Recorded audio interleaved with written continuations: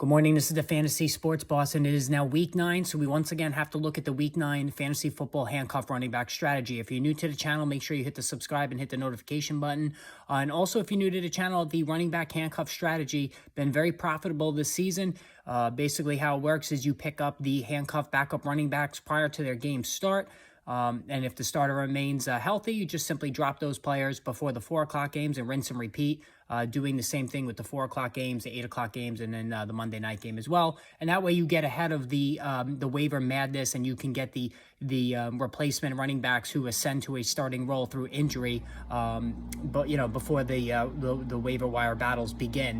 This season it's worked with Benjamin. It's worked going back to week 1 with Jeff Wilson, and certainly with Kenneth Walker. So there's a lot of opportunity to really strike a profit here. Now, since we are in week 9, a lot of these handcuffs have already been picked up. So it's getting to be a tougher and tougher to come up with some guys. So 1 o'clock, let's look at the 1 o'clock games here.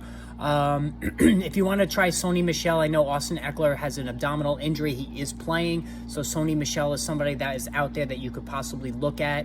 I'm not really enthused about him. Samaje Perine, if you're a Joe Mixon owner, you should already have him on your roster, but he's also somebody, he's an obvious call every week that you would want to add before 1 o'clock if he's available, and then you just drop him at 4 o'clock if Mixon makes it through the game. And Mixon's been very durable, so chances are he would be able to make it through.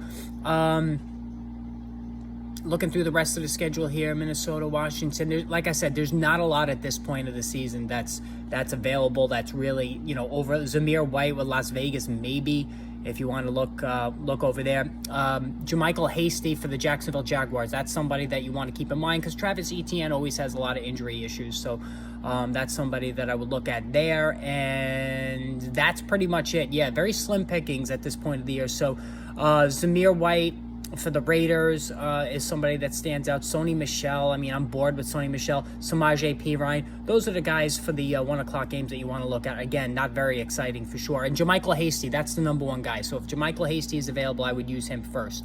The 4 o'clock games, Kyron Williams should be owned already, so no need to go in on the Rams. Tampa Bay, Rachaad White should be owned. If he's available, that's just ridiculous. You need to pick him up. So Rachaad White definitely needs to be the guy there. Travis Homer, DJ Dallas, I'm not interested in either one of those guys for Seattle. The 8 o'clock game, Isaiah Pacheco, if somebody dropped him, you pick him up, because if CEH gets injured, although he's not even the clear-cut starter anymore. Dontrell Hilliard is somebody that is interesting to me in PPR leagues because he catches the ball pretty well. Derrick Henry's a little bit beat up, but of course he's durable as hell, so but again, there's no harm in picking up Hilliard prior to the game if you have the empty spot, and then you could just simply drop him.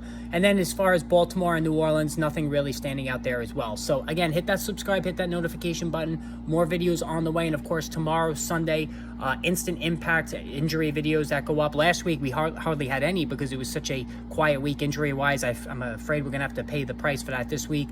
And then of course the live wrap-up stream tomorrow evening.